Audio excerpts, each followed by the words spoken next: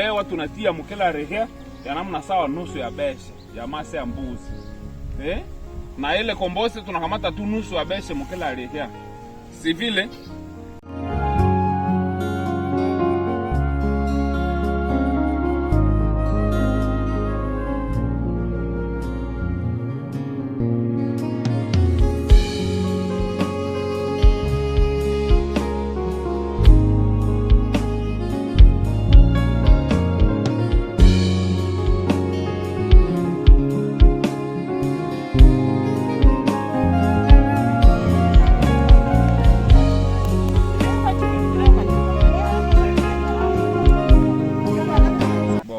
Mandimba, c'est pour l'installation des chats expérimentales. Ce sont des chats écoles dans le cadre de pratiques agroécologiques. Au compte du projet FORI, que nous sommes là, on est en train d'animer les membres des OP. Et là, on va expérimenter les composts. Et on va expérimenter les fumiers de chèvres.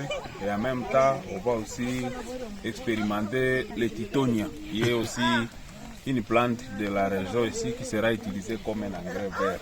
Maintenant, pour cette expérimentation ici, nous allons aussi essayer de voir l'effet des biopesticides sur l'attaque de quoi, des chenilles légionnaires.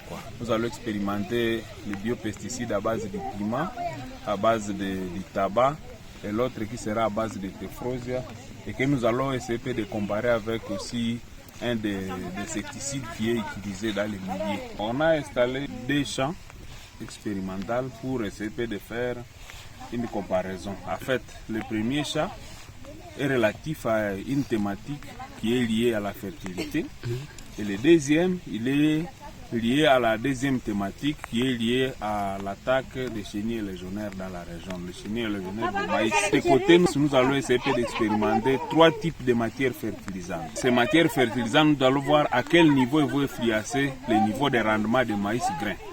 Tandis que ici, nous voyons dans les mêmes champs, il y a un problème de fertilité, mais en même temps, il y a aussi un problème d'attaque des chenilles légionnaires. Alors, c'est ici que nous allons en même temps expérimenter aussi nous allons expérimenter les biopesticides. Ce n'est pas que les chats dans lesquels nous allons faire l'expérimentation des biopesticides, il n'y aura pas ajout de matières fertilisantes. Nous mettons aussi les composts, mais au-dessus de ça, nous allons maintenant voir l'effet de chacun ou de chacune des matières ici pesticides. Quel sera maintenant son impact sur les SIDAS des chenilles légionnaires du maïs.